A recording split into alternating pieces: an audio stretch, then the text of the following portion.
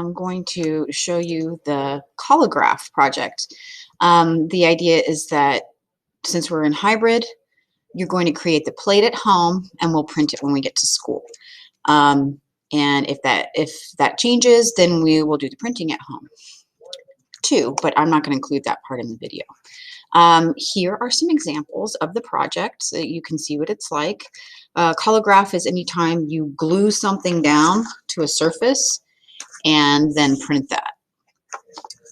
Symmetrical meaning the same on both sides. The student, you can see, has flipped their plate horizontally, and this student has flipped their plate vertically, I think.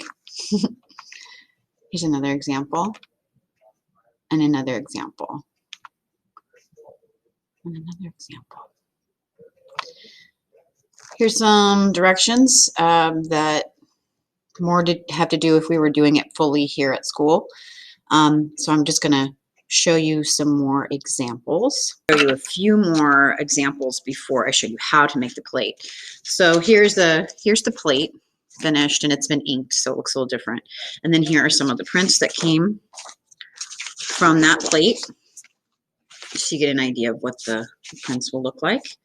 Here is a finished plate, and here are some of the prints. I'm going to keep a couple of that student's work. Here is a print. Look at this. Oh, octopus one. That's really cool. Since you're going to be cutting cardboard, you know, you want to keep your shapes fairly simple. So this student really understood like positive and negative in an interesting way. And I thought that that was really beautiful. I also like the way that the shapes kind of go off the sides in some areas. You know, the same here. It lends to a little bit more interest if your shapes touch the sides when you design this, rather than it being fully half and half. Okay, so in your supply kit, you're going to dig through and you're going to find this piece of cardboard looking stuff, and then you've got two pieces of railroad board.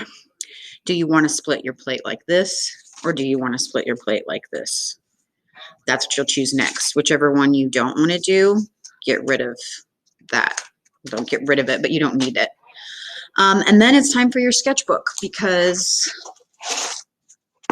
everything always starts with a sketch.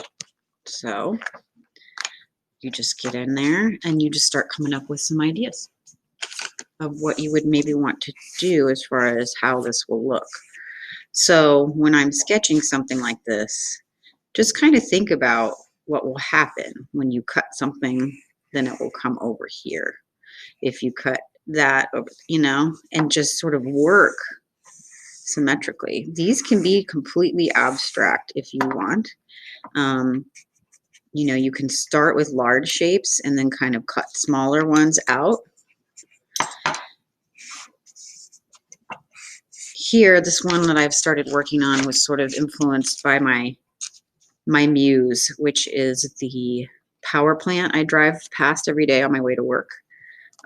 It's really interesting to me, so I use it a lot in my artwork. And you can see here I've kind of got some shapes of the water. It's right off the river, and then some abstract shapes for the clouds. This is a lot of detail.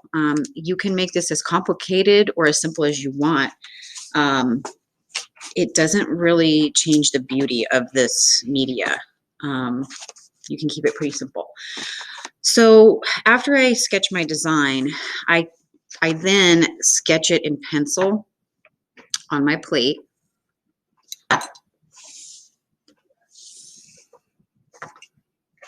And for my example, I'm going to keep this really simple. And then this is where it's really helpful if you have an X-Acto knife. I've got a board underneath my knife, and I'm cutting. Another tip I'm going to give you is take this and line up the middle and draw that center point so you have it. If the plate's slightly off or crooked, we can trim that later before you print it, so don't worry about that too much. So I'm going to get a nice clean cut. And if you have a more complicated plate, you might want to do this step where you take the plate and you sketch the piece. Watch this, okay? I flip this, and then I know exactly where this is going to go. So with this technique, no part of this black paper is going to get thrown away. I will use every single bit of it. So far, that's the symmetry that I have right now. So everything that you cut just gets flipped over to the other side. I'm going to do it again. If you have scissors, I like these little crafty scissors. I got these at Dollar Tree.